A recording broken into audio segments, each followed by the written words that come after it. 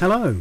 When it comes to putties that scale modelers can use, there's no shortage of choice, especially when it comes to two-part products. We use quite a few different ones, and you'll see them in our videos. Sometimes we even use a combination of several on any one project. Some of these might be familiar to you.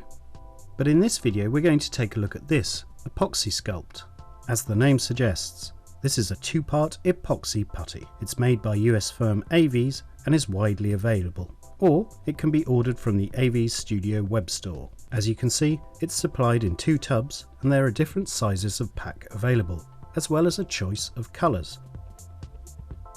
This product combines the ease of sculpting of a clay with the adhesive power of an epoxy, so it can even be used as a glue in some circumstances. It has a putty-like consistency and is easy to mix. You can do this in equal amounts, and it self-cures and hardens in air over 24 hours to a semi-gloss finish. You can combine colours to get a whole range of hues. Once dry, it's rock hard and can be drilled with ease. It can even be tapped, carved, lathed and sanded without flaking or cracking.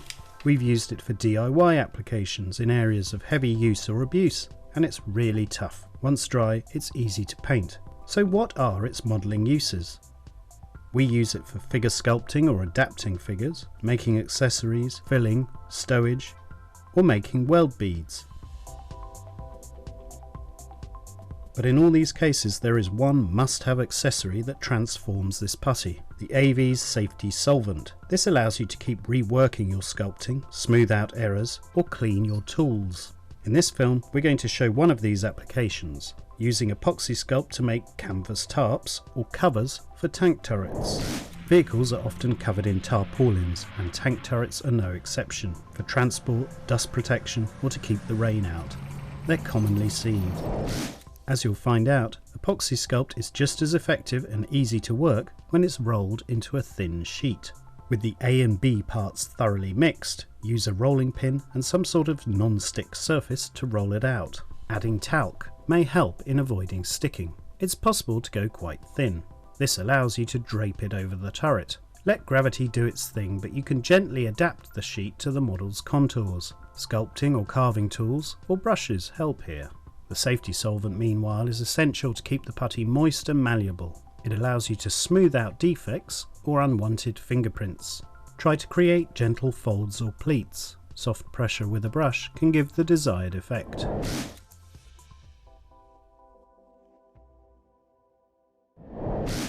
Let's try on this second Panzer III turret and see progress. It's easy enough to apply as before. The putty settles down pleasingly over the details, but creates a pulled tight effect around the turret cupola. The fabric effect is continually worked to get things looking realistic.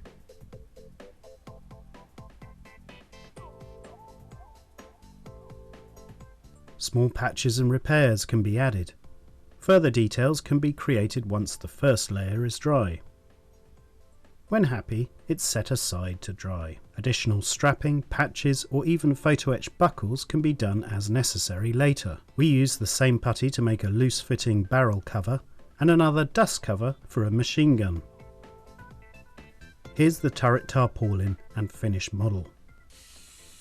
And now, after a coat of high coat automotive primer, we're all set to base paint. This is easy as the Apoxie Sculpt has dried smooth and hard and accepts primers and acrylic or enamel hobby paints with ease. To paint it, Life Colour's World War II German uniforms set was used. These paints are especially easy to apply and dry very well. Although the packaging has been updated, there are plenty of useful shades in the set. We began with a coat of Field Grey 2, followed by highlights in Field Grey. Further details were picked out in a lightened shade. Here are some close-ups of the finished effect. As you can see, it all dries very nicely. The highlights make the tarp look three-dimensional and worn. In future films we'll probably show other uses for this versatile product. So why not let us know in the poll which use you'd like to see explained.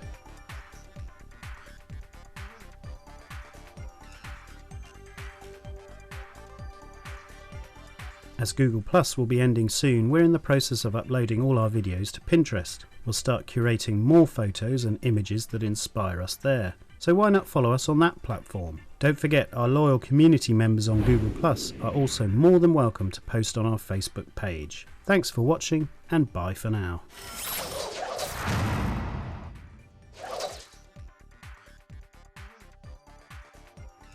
Subscribe for our latest videos.